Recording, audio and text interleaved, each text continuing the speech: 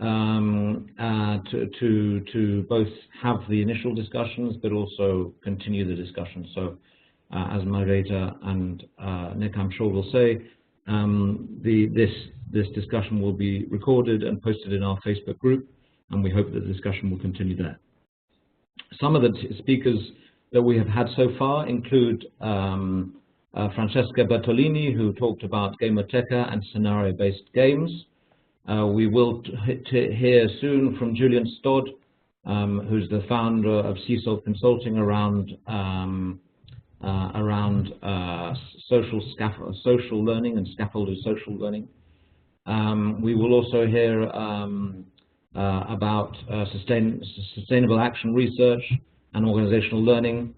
We will also talk about learning technology architecture and so on. Today we are lucky enough to have Nick Shackleton Jones, who joins us from PA Consulting. He's the Director of Learning and Performance Innovation. I hope I got that right, Nick. And we look forward very much to hearing from you, and also thank you and Charlie very much for all your support to date with the WhatsApp group talks that we have hosted. And we're really excited to hear from you about different elements of learning, agile learning, user-centered design, and so on. So without further ado, I'll pass the mic over to you, and very much look forward to our discussion today. Thank you.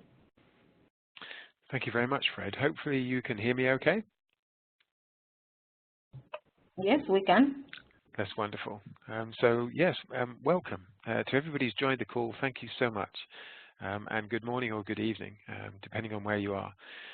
As Fred says, Charlie and I have been working for some months now to support Fred in the ambition to build the conversation, I guess, around learning and innovation and new directions. And we've really enjoyed that, and I think we've learned a lot as well in hearing about your organization. And so I hope today that I'll hear more from you. I won't just be presenting, I'll also be asking you to contribute and to answer some questions. And so we'll pause, and please use the chat box as we go. The chat box will enable you to participate. So as Fred says, I'm Director of Learning Performance Innovation at PA Consulting. Prior to that, I worked for BP for 5 years, and I also worked for the BBC in London. And I started my life as a psychology lecturer. So my interest has always been in people and how we can support people better with learning. But before I talk more about our approach, I'll talk a bit about user-centered design, as you can see on the slide, and then at the end I'll talk more about how we do more with less budget. Before we talk about those things, I'd like to know a bit more about you. And so the first question I have is, where are you from in the world? Be great to know which part of the world you're currently in. And as I say, if you use the chat box to type your answer, we'll be able to see what kind of spread of participants we have. London, Charlie says London. Hi, Daniela. Zurich, Switzerland. Hi, Sudeep, Nepal. Wow. Switzerland, France, Iran, India. Hi, Babak. Hi, Akash. Hi, Francis. Nigeria. Piotr from Poland. Hi, Piotr. Ekaterini, Cyprus. Thomas, Hackney. Michael, Melbourne. Wow, it's late in Melbourne, I guess. So yeah, thanks for staying up. Hi, Anna from Sweden. Hi, Nicole from Swansea. I know Swansea quite well. Half of my family are from Wales, so I go there often. Hi, Widya. Hi, Sonia from Romania. Fantastic. So that's amazing. We have people from all around the world. Wonderful. So now I have another question for you, a little more complex. What would you like to get from this session? Obviously, I have some pre-prepared stuff, but I can change, to some extent what we talk about. So what sorts of things would you like to learn more about, or would you like to know more about in the area of performance, learning performance innovation, or any aspect of learning, really? Again, if you can use the chat box. Hi, Raminda. Tight budget, yeah.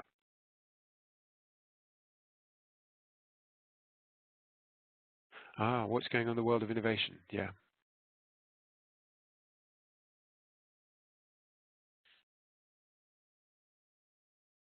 How to influence attitudes and behaviors?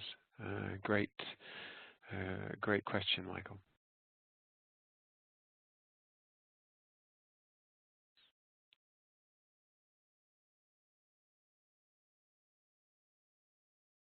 Current best practice, what mistakes to avoid? Yeah. Emotional aspects of learning. Fantastic. Thanks, Sonia. Sharing from others? Yeah. How do we make learning more accessible? Fantastic. Using technology in war zones. How to capture learning in the world of innovation and how to share it. Yeah. How to keep the passion in learning through the course. Fantastic. User-centered design. Brilliant. More effective tools. Yep. Hi, Akash. Health and industrial safety. Obviously, safety was a big question for BP, so we have a lot of experience. Not necessarily in the same kind of environments, but with similar topics. Yeah. Great. Okay. So I'll bear those questions in mind as I talk through this, and learning to cope with people. Yeah, that's for sure. So let me start with a slightly provocative position, which is we often talk to the people that we work with about not just thinking about learning, but thinking about learning elimination. Let me explain what I mean by learning elimination. Many organizations, just like yours, have people who are joining and leaving all the time. They may not stay very long with the organization, or they may go into an environment where they need to be effective very quickly. And this is a challenge for all kinds of organizations. And if it takes somebody weeks or months or several months to actually learn how to do a job effectively, then that's a huge problem.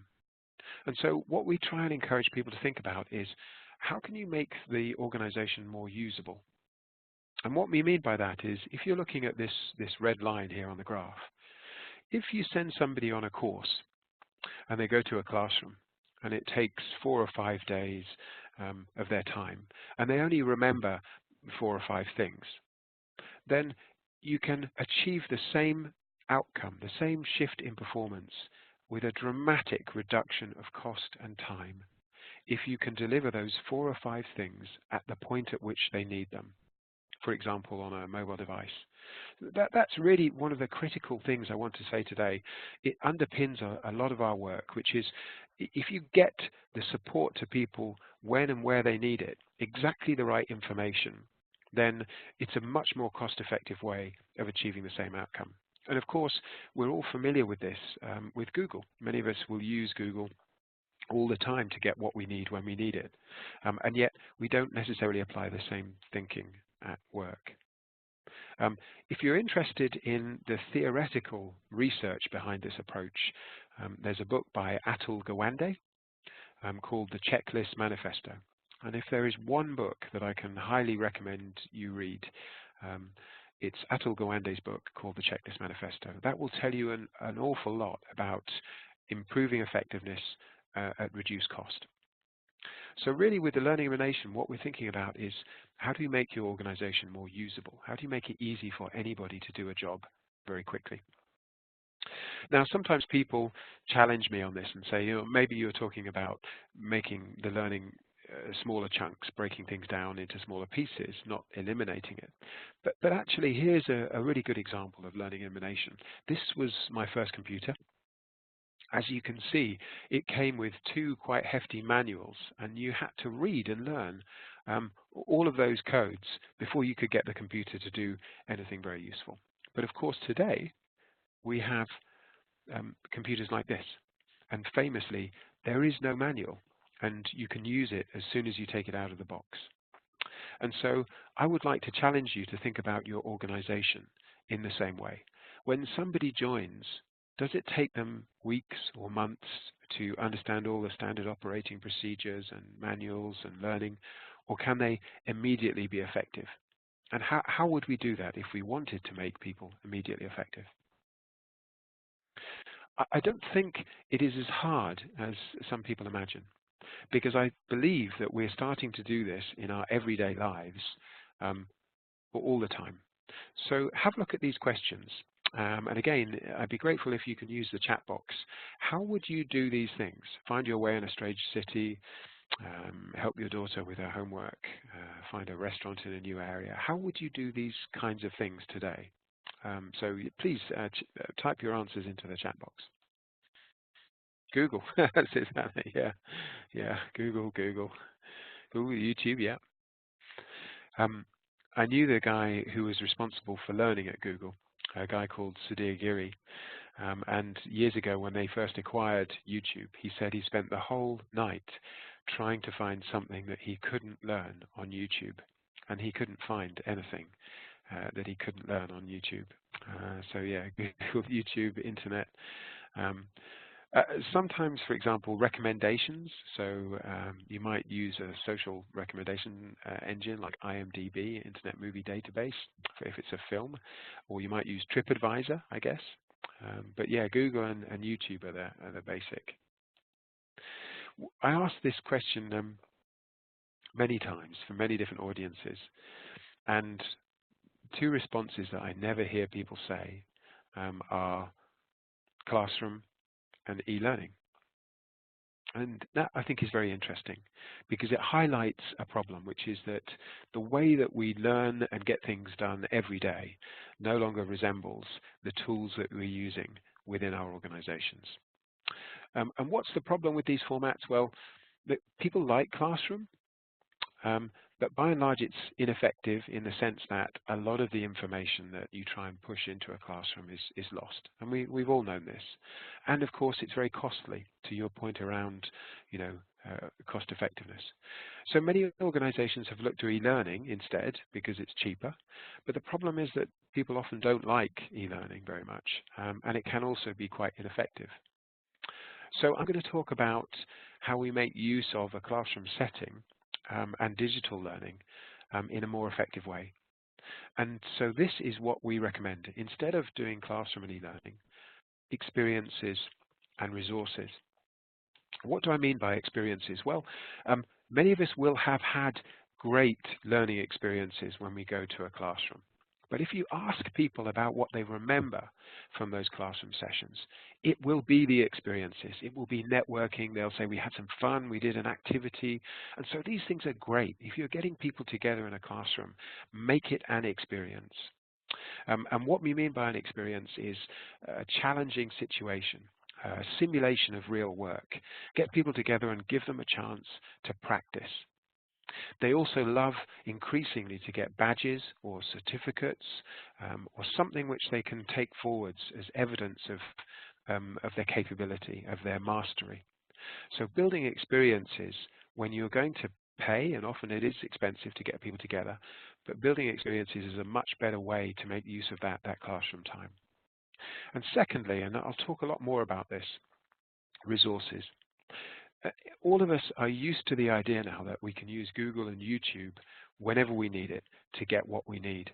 And we can do the same for our organizations. The problem, of course, with Google and YouTube is the stuff that you need to work in your organization isn't on Google or YouTube. There's lots of other stuff, how to bake, how to garden, but the specific content for your organization isn't there. So this becomes our job, to give people that kind of resource that they need to get the job done within the organization. So a lot of our work for different organizations is about designing these resources around the everyday tasks and challenges that they have. And this is where, if you're wondering, the user centricity comes in. Because how can you design these things if you don't really know what challenges people have? So I'm going to start then asking you some questions about these challenges. Firstly, what are some of the things that your audience, your learners, really care about? What are the things which are driving their learning?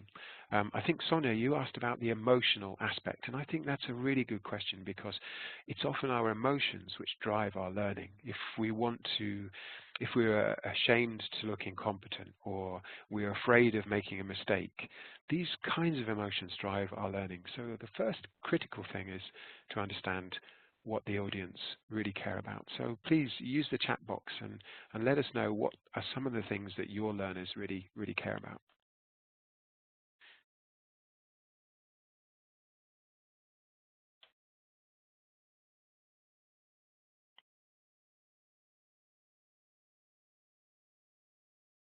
Yeah, Nicole, knowing how to do the job. You know, that's a really good answer, and it's borne out by quite a lot of research, the Towards Maturity research done here in the UK, that people's learning primarily is because they want to do the job better. People really care about doing the job well. Credibility, yeah, really important.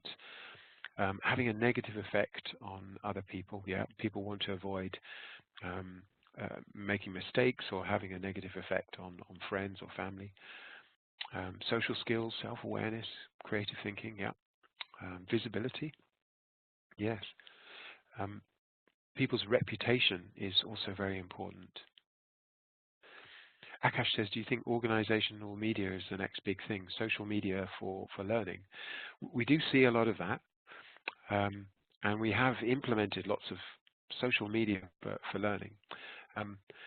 And I think that we as learning professionals have a really important role to play in creating and supporting those environments. Best practice, Michael, thank you. Yep, absolutely. People want to know what's the best way to do something. Return on investment, yeah, absolutely.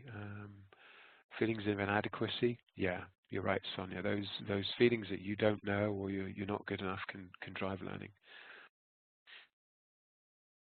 Yeah, reaching more people and doing a better job. Thank you. That's a great set. So another question then. What are some of the tasks that they are having to do regularly? So I've understood a little bit about some of the concerns. What are some of the things that they're having to do on a regular basis?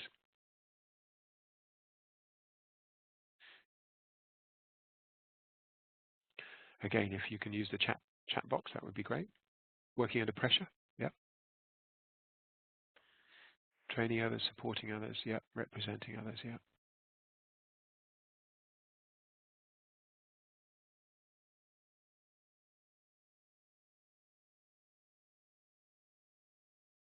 Okay, anything else? Any other sorts of tasks that your learners dealing with new entrants? Yeah, yeah. Thanks, Akash.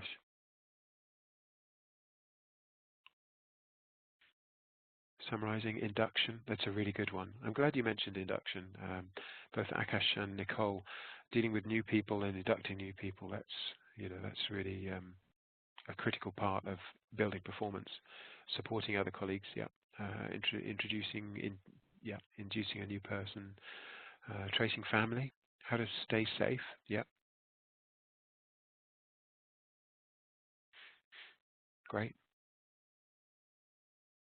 Okay. One more question, and then I'll move on. And what are some of the things that you would like your teams to care more about? So this is a different question. It's not what they currently care about. It's not the job that they're having to do today. But like many organizations, there will be initiatives that it might be safety, for example, or data protection, where they want learners and audiences to care more about these areas. So what are the things where you would like your audiences to care more? Accountability and quality, great. Quality.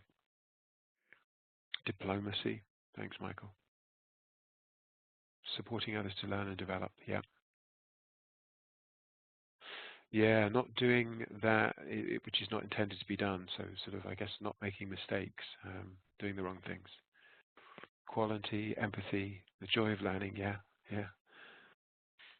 Their role in creating change. Thanks, Dorcas. Okay, great. So, trying to keep positive, yep, sort of emotional resilience, quality and effectiveness. Fundamental principles. Thanks, Hala. Great. So this already gives you a flavor of reaching targets, thanks Akash, a flavor of the kinds of questions that we use in user-centered learning design. And this is already a very different approach, because usually, and I've been working in learning for about 25 years, I guess, usually it starts with some content that everybody has to know. And we all recognize that transaction. Somebody says, here's a manual, here's an operating procedure, here's some new guidelines, build a module or build a course. But what's different, what we do which is different, is we say, okay, but before we build a course, we will go and we will talk to people about how they think we could achieve this, what they are struggling with day to day. And often what we find is that what they need is an experience or a resource, a chance to practice, for example, or to talk to somebody knowledgeable, or a resource that they can use when they encounter this problem. So let me show you how this works in practice. When we talk to people, we find there are things that they don't care enough about. They may not care enough about quality, for example. But there are also things which they care very much about. They may care very much about doing a good job, or they may care about not making a mistake. And what we find is that where people really care about something, the best thing to build is a resource or a guide. In the same way that if you Google something, you don't necessarily want a whole module or a course. You just want the answer, and you don't really care if it's just text, because you are pulling that information. And what makes you pull it is your concern. You're looking for support and guidance and simple practical stuff. A good example would be induction. When people join an organization, they really don't want to look ridiculous. They really don't want to make mistakes. So simple guidance, checklists, these are the things you should do. These are the top 10 mistakes that people make. Those can be very, very effective. But often we find that organizations want people to care about things that they don't. Quality, for example. And there, an experience is much more impactful. Giving people a first-hand way of experiencing the importance of something, whether it's safety or something like that. That could be a scenario. Sometimes it can be a story. Sometimes it can be hearing from somebody firsthand. That was certainly the way that we tackled people's care about safety in BP. Getting people to understand the personal impact of mistakes was a very effective approach. So how do you do this in practice? We have a process. Some of you may be familiar with ADDIE, which is analyze, design, develop, implement, and evaluate. It's a kind of a standard process. The problem with ADDIE is that at no stage are you required to talk to your users. So it's not, I would say, user-centered. So instead, we do this. We define what the organization wants to achieve. We then talk to people in a similar way that I asked questions earlier about what their concerns are. We ask them, what's really driving your behavior? You know, what is it that you're worried about every day? What are the tasks that you're having to do? And then we design resources or experiences typically based on what we know people are really concerned about. And we use that to decide how we can achieve the outcomes we've defined at the first stage. We then develop. We typically try to deploy something very quickly that's a test, and then we iterate to improve. This is quite a low-cost way of doing things for two reasons. Often these resources are a lot cheaper to develop than, say, classroom training or e-learning or modules. And also because we like to develop a prototype, something which is just a very quick test of the approach, and then we get feedback. So we don't take too long, and we don't spend too much money. We develop something that people can use very quickly, and then they tell us if it's useful or not. So that saves a lot of money as well.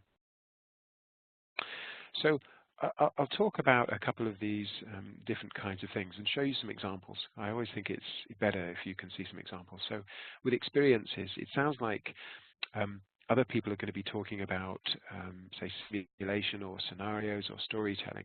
We use all of these formats to build really powerful experiences. I think often an experience is most powerful when you get together in a real location, in a workshop, say. But you can also build digital experiences. If you hear a really powerful story, that can be an experience which stays with you a long time.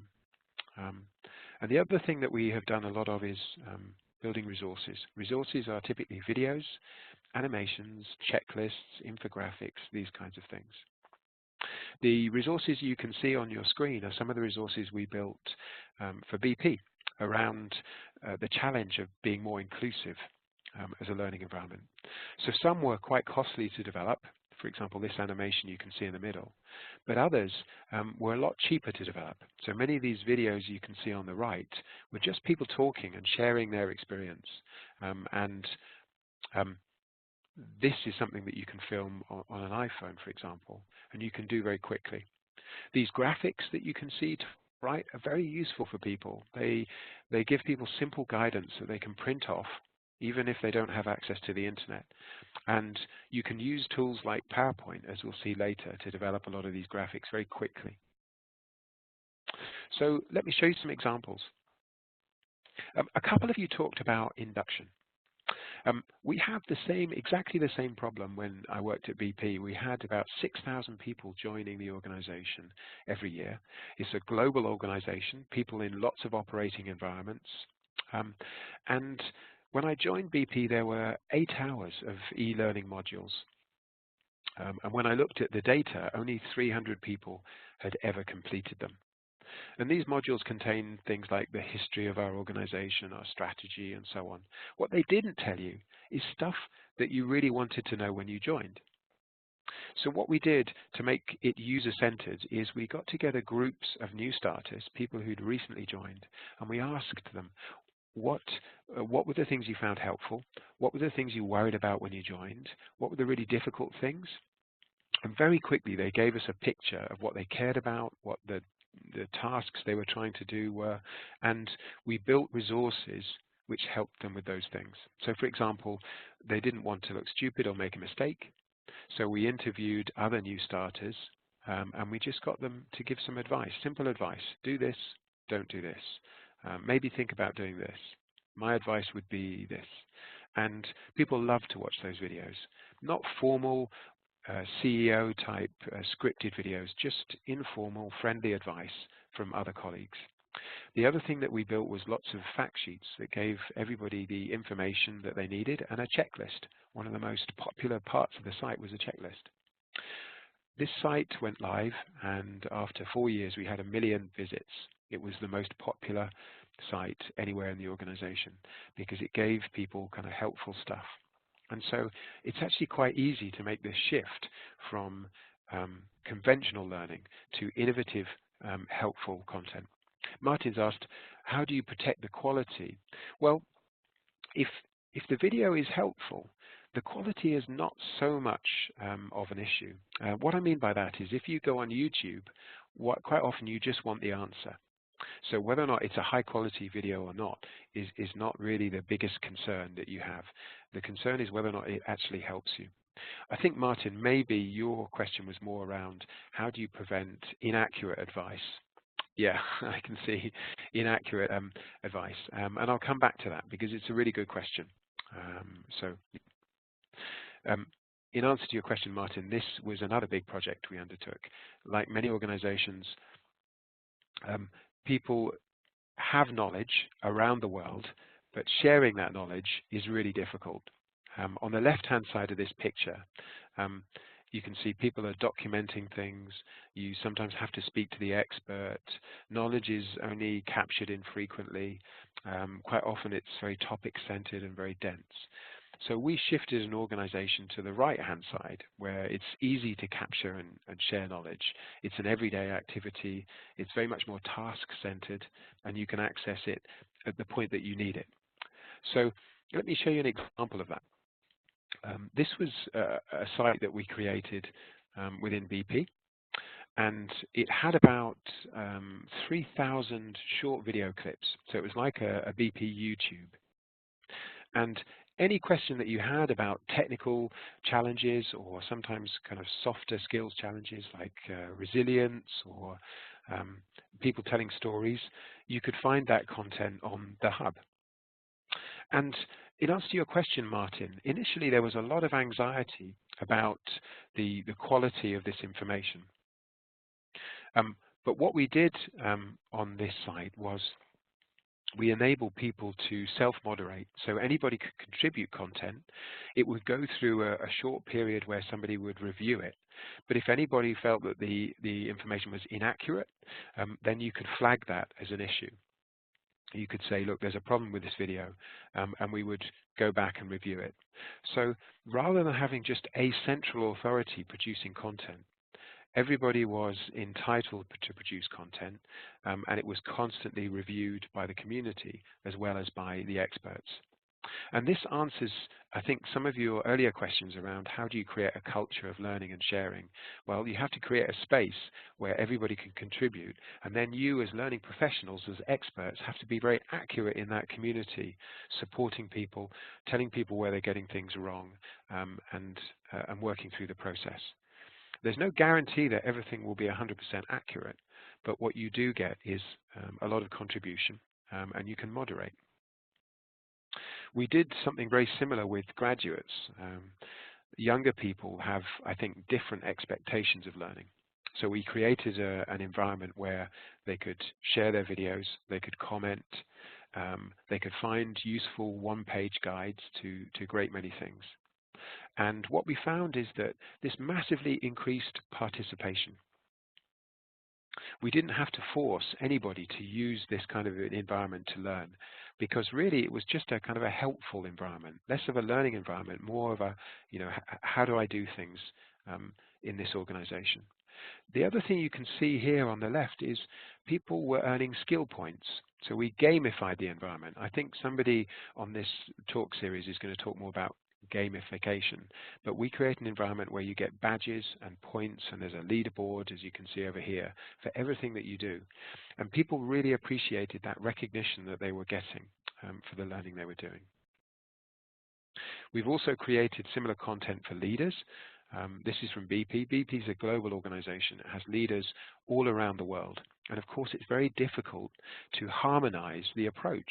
How, when you have 150,000 people operating in different countries all around the world, do you communicate a single best practice approach to leadership?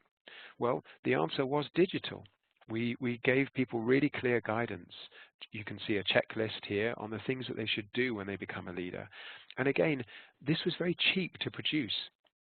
It may look very polished, but actually anybody can produce a simple checklist. We produced a leadership phrase book. People were very confused about the language of leadership. So we produced a few pages which took jargon terms and demystified them. And then we communicated values and behaviors in a way that everybody could access. It didn't have to be e-learning modules, just simple guidance and short videos telling people, how to behave as a new leader. And we've been doing this for other organizations. And you can see in this case of a bank, this is all available on their mobile devices. So anybody who becomes a leader can understand how to have good conversations, short videos on things, and so on. And another example. So experiences. We talked a bit about, and I've shown you some examples of resources. I want to talk now a little bit about the other kinds of things that we can develop experiences. But first, a question for you. I know I'm conscious I've been talking quite a lot. My question is, what experiences in your time working for the Red Cross or Red Crescent have you learned the most from? What have been some of the most impactful experiences for you?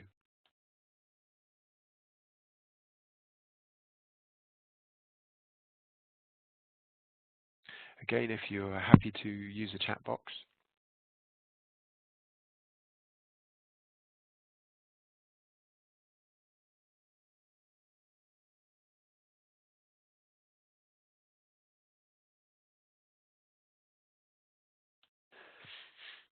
I'm just going to circle back to a question that Akash had, who says, in my factory, things not that good.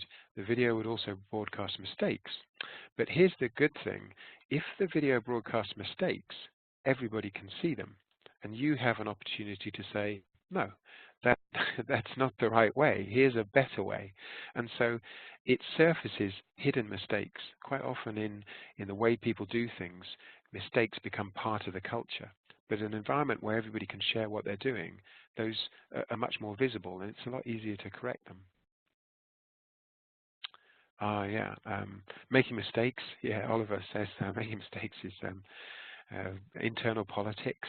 Yeah, working directly with people. Yeah, difficult experiences which have been processed afterwards. Yeah, yeah.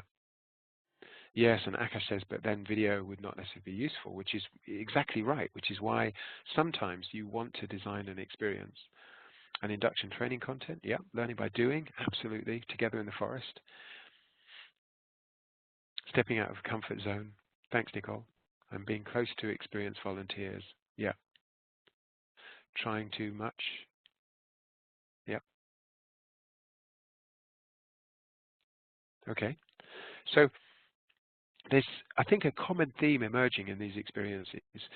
Often it's an experience where you're learning by doing and often learning by failing. When you get a chance to try something, maybe with an experienced professional on hand to support you, and you try it out different ways and you learn what works and what doesn't.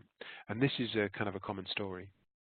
So one of the critical things when we design workshop sessions is that we think about the experiential side, is that we design experiences where it's a safe environment to fail. We talk about experience design as being like a flight simulator, because you build a flight simulator, obviously, because in the real world you don't want people to make that mistake. And so you build a way for them to actually practice things and make mistakes and to fail safely. So that's a great way to design experiences for people. And I'm going to give you an example from my own experience. When we worked at BP, we acquired a biofuels business where people were working in sugarcane fields in South America. So there was no question of e-learning modules. There was no question even of classroom training. But what happened is we had a small group of actors, 3 or 4 actors, who actually went to the site, and people stood around as they played out typical situations that leaders might encounter. And then people were invited to participate, to say where they thought things were going wrong, how they would have handled that situation. And again, it was a way of taking the experience to them. People enjoyed it, and it gave them a first-hand simulation of some of the challenges that you encounter as a leader in our world. So what kinds of experiences have we built? This was an experience, an 8-week experience we built for executive leaders in a big global organization. And they had to tackle things like public relations disasters, customer care, resource allocation. And so each of these was a challenge.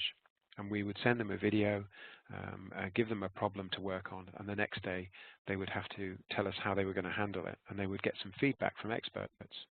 So a lot of this was digital. It didn't have to be very costly. We just thought of the challenges, and the challenges were modeled on real problems in the organization. And we would hand people a video and say, look, here's a customer complaining, or look, here is an extract from a social media post. How are you going to handle this? And they would have a day to think about it, come back with answers, and then we would give them feedback. So experience design, it's a great thing to do in a classroom, and it's also something that you can do digitally, but it's all about focusing on the challenges and presenting people with problems and giving them a chance to solve those problems. So finally, I'm going to talk about some of the low-cost areas as well. We've touched on cost as we've been talking, but I'm just going to focus in a little bit more on that question. So the first thing to think about is the secret to doing things at low cost is not about the technology or even about the budget. The secret is to start with your users, because any money that you spend will be wasted, I promise, if you haven't involved the users in the design of content. I understand that sometimes we need e-learning for compliance purposes, but to really shift performance and behaviors, we need to build good performance support. So when I talk about building helpful stuff or resources or performance support, this is a consequence of talking to people, using this process or a similar process to really discover what is it that people are struggling with, and then building helpful resources. Before I answer the next kind of question, I'd like to ask you, what sorts of technology do your target audience have in their hands? What kinds of devices do they have with them? If you could answer in the chat box, that would be great. Akash says, could we have some time for questions at the end? Absolutely. We will have plenty of time for questions. Yeah.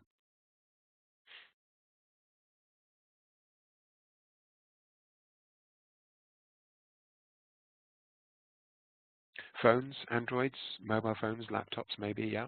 Smartphones, mail, WhatsApp, yeah, great.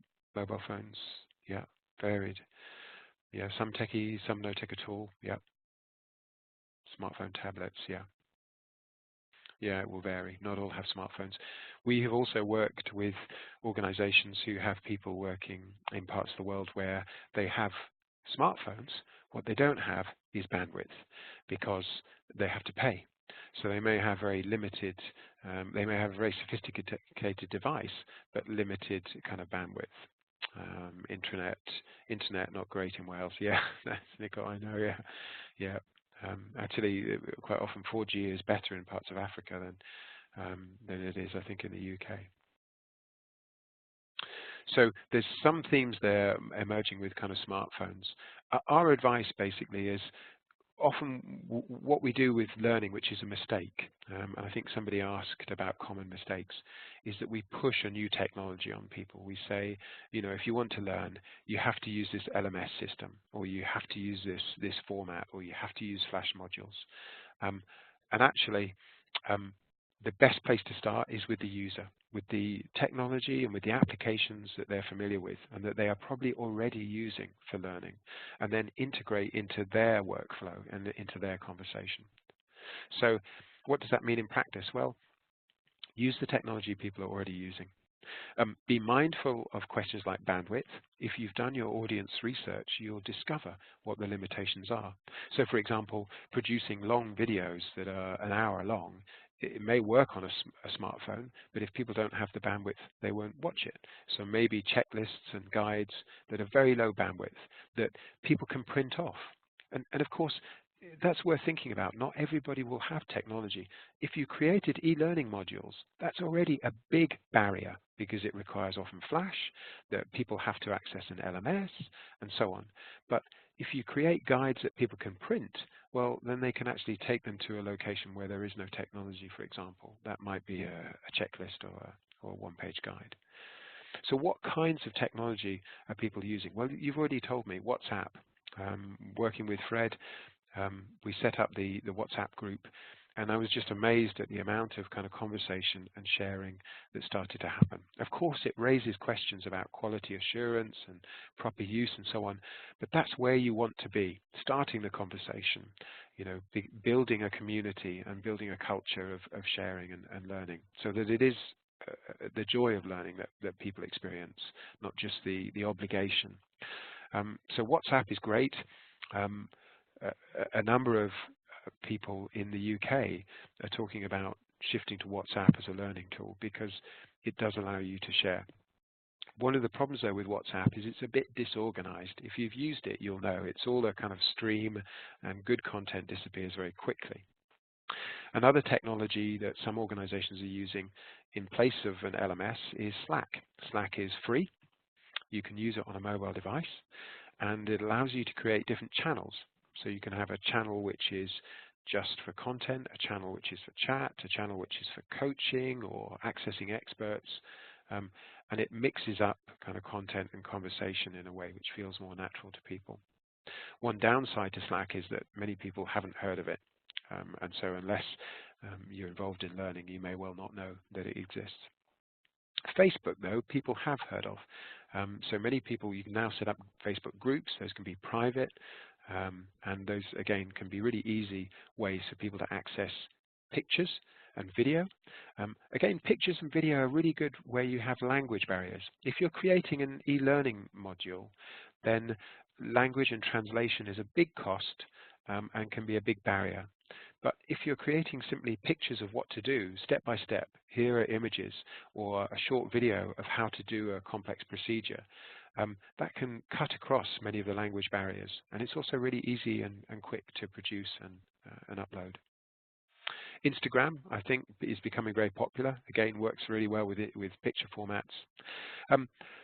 A lot of the production technology, when I worked at the BBC, it was hugely expensive to produce video, and you need a whole film crew. And now we have the same quality technology in our hands. The main problem, though, is that smartphones produce good quality video, but terrible quality audio. So a very specific recommendation is, if you're going to start using smartphones to produce images, or more importantly, video, then get an external microphone. These things are very cheap. You can see here it's £11, about 15 euros maybe. And you can plug that in, attach it to somebody, and you can get somebody talking about a procedure or a story, or interview them very rapidly, and then you can share it using a variety of technologies. And finally, PowerPoint. People overlook the power of PowerPoint. It's great for producing checklists. You can format your slide to A4 in kind of portrait and produce content that people can access digitally or print off, and it can be used at the point of need. If you're about to do a difficult procedure, or you're tackling an emergency, you really don't necessarily want a 40-minute module or an hour-long video. What you want is some simple guidance that you can follow. This is used in the airline industry. In the airline industry, famously in the case of the Hudson River landing, the pilot used a checklist to tackle those problems. In the 60 seconds that he had to decide what to do, the way that he tackled that situation was to go through a checklist. So even in high-pressure emergency situations, checklists can be the best resource that people have. And finally, from a cost perspective, curate wherever you can. We often talk to organizations who are creating content about leadership advice and soft skills or emotional resilience, and this already exists. It may be on the TED site or YouTube. So if it's freely available, why not just kind of gather it together in a location which is accessible to your audience, because curation can save you an awful lot of time and money.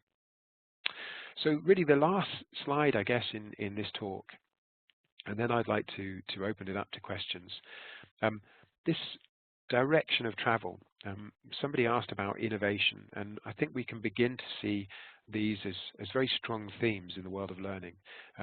Experience design, building these simulations or scenarios or stories, and gamification, and resources, performance support. These are definitely very emergent and kind of powerful themes.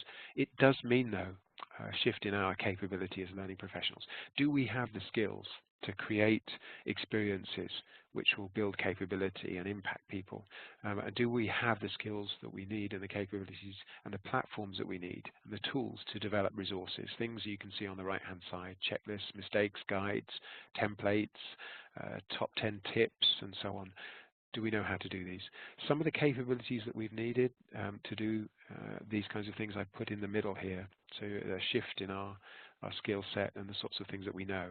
So everything from tools like video production and graphic design through to kind of psychology and user-centered design. A good starting point, if you want to start down that track, is, as I say, Atul Gawande's book, The Checklist Manifesto, but also things like Don Norman's book. He's written a kind of really important book about user-centered design. So I'm going to stop there, because that brings me to the end, and then I'd like to open the conversation up for questions. And by all means, either use the voice or use chat if you prefer to ask your questions. So thank you very much for your attention, and I hope you found this valuable, and I welcome your questions.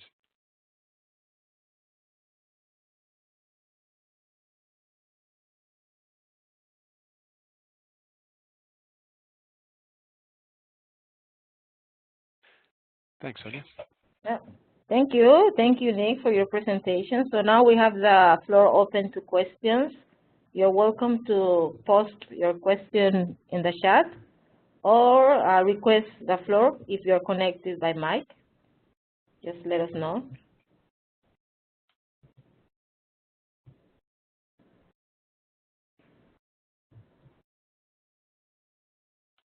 I'll go back to a question while you're thinking of or typing your questions about scenario. Are you talking about forum theatre techniques from Ekaterini? Yes, very similar to forum theatre techniques. Creating a a little bit like a role play. But what was different, and I think what was interesting about that example where we took the role play to the sugarcane fields, the biofuels sites, was this idea of creating kind of leadership dilemmas, critical points or mistakes that leaders might make, and then getting people to talk through or be involved or kind of participate in those outcomes, to try things out in a situation which socially felt quite real, and that was well liked, and it fitted in well.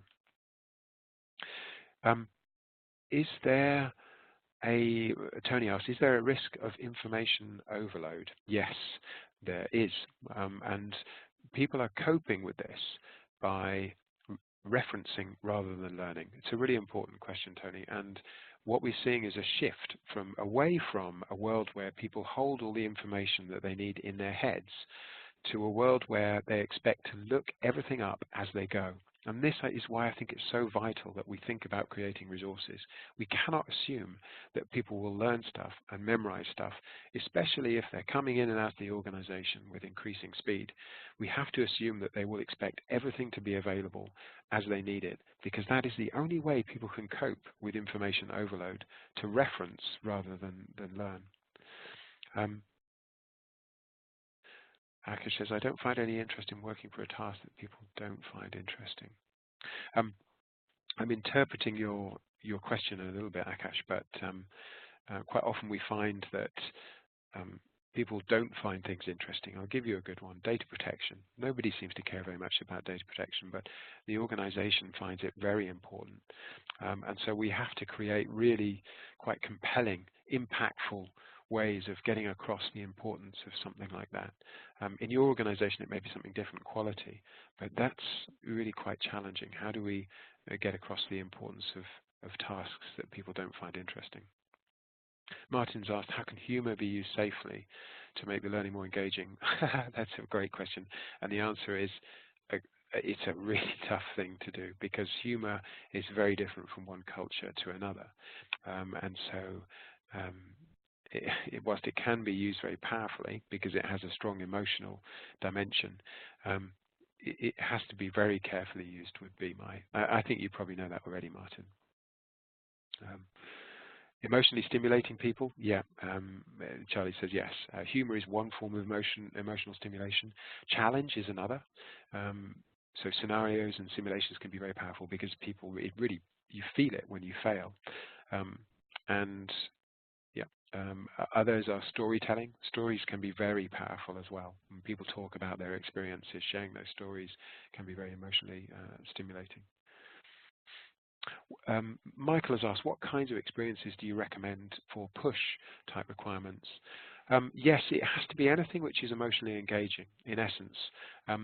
When we built simulators within BP, and these were multi-million-pound simulators of real environments, I remember one of the instructors saying, you only know it's working when you feel it in your gut. So scenarios which don't feel real or which don't have any consequences are not good. We sometimes see that mistake made in learning design, where there are a number of scenarios presented and you select an outcome and you get an answer, that was wrong, or that was correct. What you need to know is, what is the consequence of that outcome?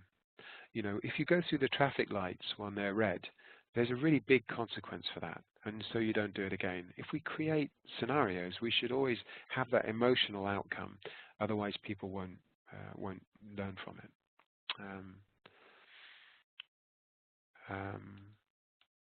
What is asked in a training room often stays there, Martin says. Is anonymous questioning possible digitally? Yes, it is.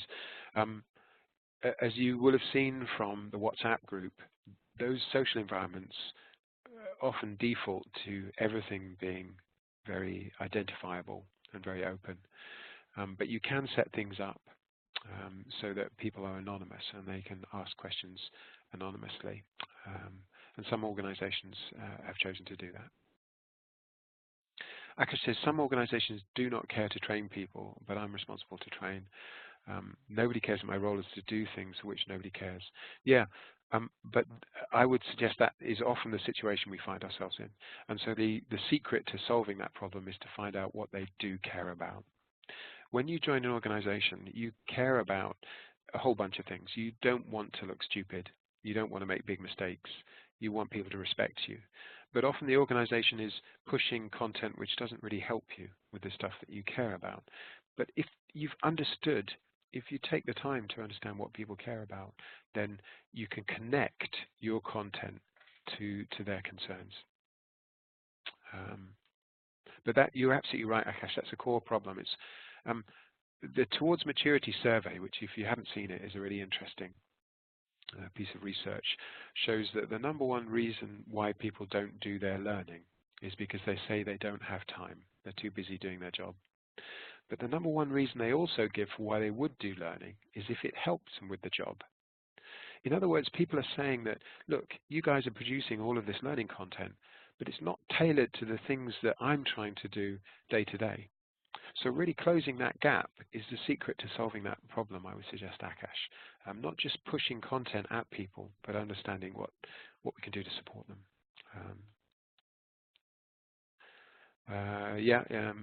Charlie's answered. Any thoughts on providing evidence for compliance? Good question, Tony. So all of the things that we've created track usage. Obviously, working on safety at BP, we needed to create e-learning modules. And e-learning modules, I think, are still the best way. If you want to track completion for regulatory purposes, then yeah. There's lots of recording of learning in our model in terms of activity. So people get badges, obviously. In fact, there's a lot more recording of learning than there is in a traditional LMS. But there isn't the kind of completion record that you might want to show to a regulator. So in some cases, we've built systems which have performance support and e-learning.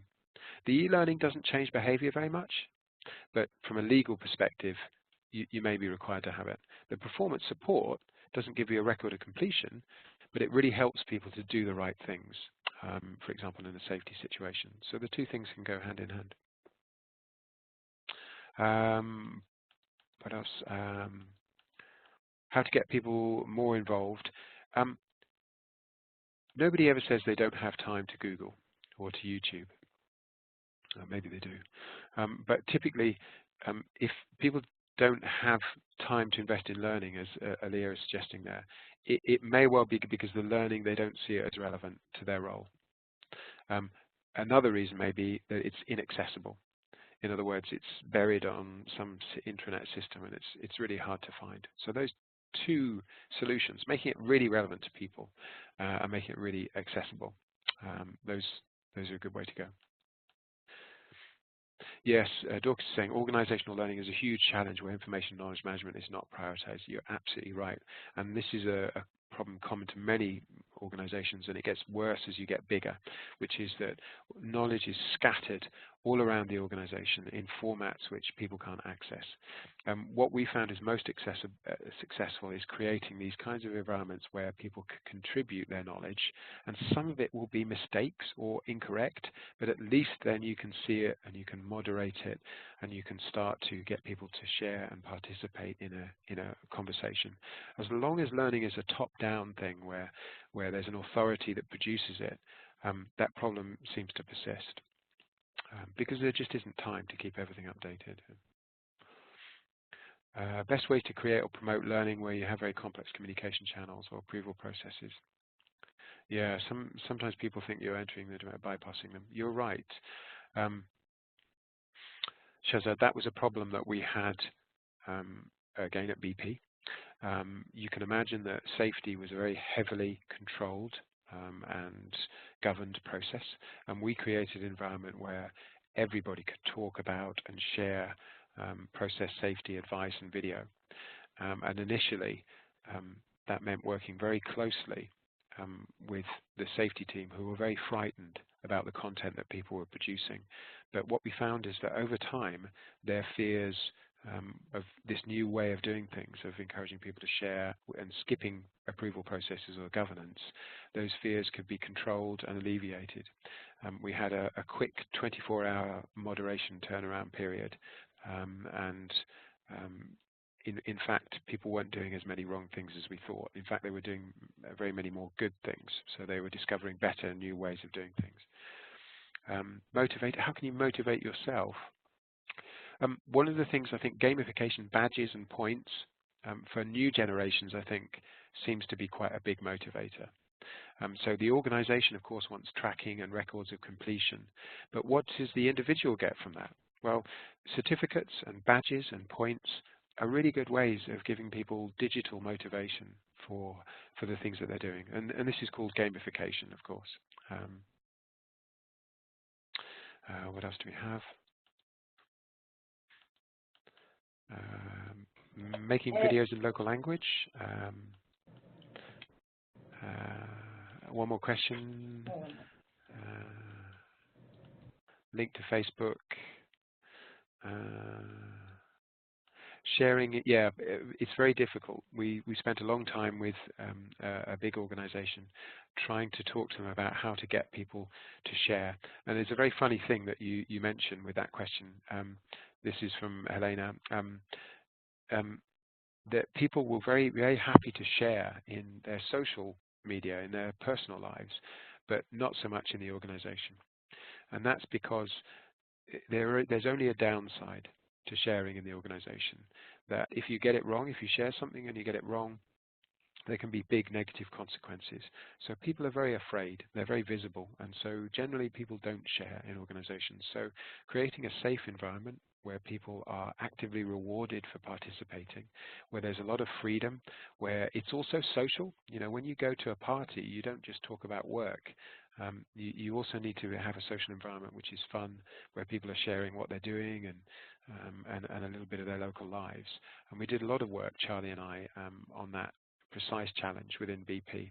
And we found that making the social media environments really social is a big part of the way to solve that. I can see thank you, Nick. Thank you, Nick. Sorry, unfortunately, even though it's very interesting and there have been lots of questions, we need to end the webinar, but we want to invite everyone to continue the discussions on the Facebook group.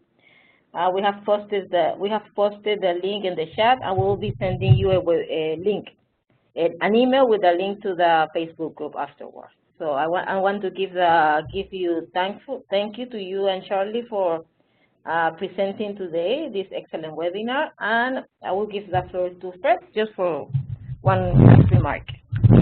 Thank you very much. I mean, Nick and Charlie, you know, we've really enjoyed the session today and previous sessions on the WhatsApp.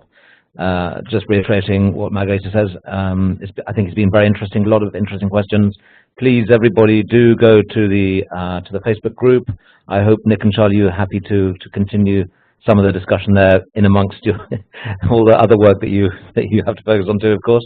But and I think we all moved on a little bit today, and let's hope that we continue to do so with your help and guidance too. Thank you very much indeed. Thank you, everyone. Thank you, everybody, for joining. Thanks, everyone.